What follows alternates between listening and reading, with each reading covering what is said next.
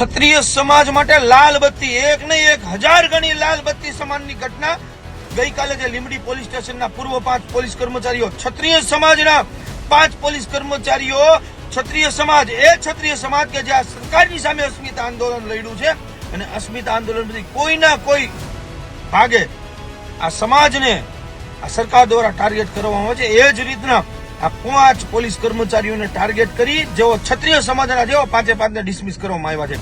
કાયદેસર ક્ષત્રિય સમાજને આ સરકાર દ્વારા ટાર્ગેટ કરવામાં આવ્યો છે. કારણ એવું દર્શાવવામાં આવ્યું છે આ ડિસમિસ કરવાનું કે એઓને એક ક્રિમિનલ સાથે સંબંધ હતા. અરે ભાઈ, ગુજરાતમાં એવા ઘણા બધા રાજકીય નેતા છે, ઘણા બધા અધિકારીઓ છે જેઓ ખૂબ મોટા ક્રિમિનલ સાથે સંબંધ તો મૂકો, બિઝનેસ પાર્ટનરો છે. અરે ખુદ ઘણા બધા અધિકારી પોતે બુટલેગરો છે, ગુનેગારો છે, છતાં એમને સસ્પેન્ડ કરવામાં નથી આવતા. ડિસમિસ તો આગળની વસ્તુ રહી, પણ આ 5 પોલીસ અધિકારીઓ જે અસ્મિતા આંદોલન સરકારની સામે લડ્યું હતું એ ક્ષત્રિય સમાજમાંથી આવે છે, એટલા માટે એમને ડિસમિસ કરવામાં આવ્યા છે.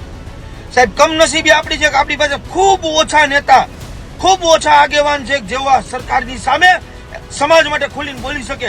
અને આ વાતની સરકારને ખબર છે, એટલા માટે સરકાર આવી રીતના ક્ષત્રિય સમાજને ટાર્ગેટ કરી રહી છે. અન્ય સમાજમાં જોઈ લો, જયારે વાત એના સમાજની આવે ત્યારે ભાજપ, કોંગ્રેસ, આ કોઈ પણ રાજકીય પાર્ટીના નેતા હોય સાહેબ, એના સમાજ માટે એક મંચ ઉપર આવીને ઉભા રહી જાય છે, એના સમાજ માટે રોડે આ નીકળી જાય છે. અને આપણામાં તો સ્ટેજના આગેવાનો, સ્ટેજના નેતાઓને 2 હાથ જોડીને વિનંતી, હવે તો માર્કેટમાં આવો. ક્યાં લગી તમે આ સરકારની ચાપલુસી કરવામાં સમાજની સોદેગારી કરતા રહેશો? 2 હાથ જોડીને મારા સમાજના જાગૃત વડીલો જેઓ સમાજ માટે ખૂબ 108ની જેમ મહેનત કરે છે એ વડીલો અને મારા યુવાન ભાઈઓને વિનંતી કે હવે આપણે સ્વયંભૂ સમાજ માટે લડવું પડશે, જાગૃત થવું પડશે. આજ આ 5 આપણા સમાજના વ્યક્તિઓ છે, કાલ તમે અને હું હશું.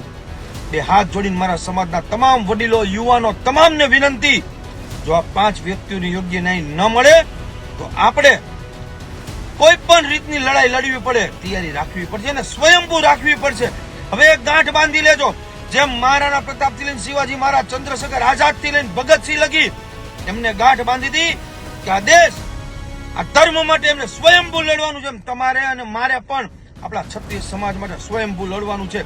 તમે પોતે ક્ષત્રિય સમાજના આગેવાન છો, તમે પોતે ક્ષત્રિય સમાજના નેતા છો, એ સમજી અને સમાજ માટે લડવું પડશે. અને યાદ રાખજો, જે વ્યક્તિ સમાજના કપરા સમયમાં સમાજને કામ નથી આવ્યો ને સાહેબ, સમય આવે એ વ્યક્તિને સ્ટેજમાંથી ઉતારી દેવાની તાકાત હવે આ સમાજે લાવવી પડશે.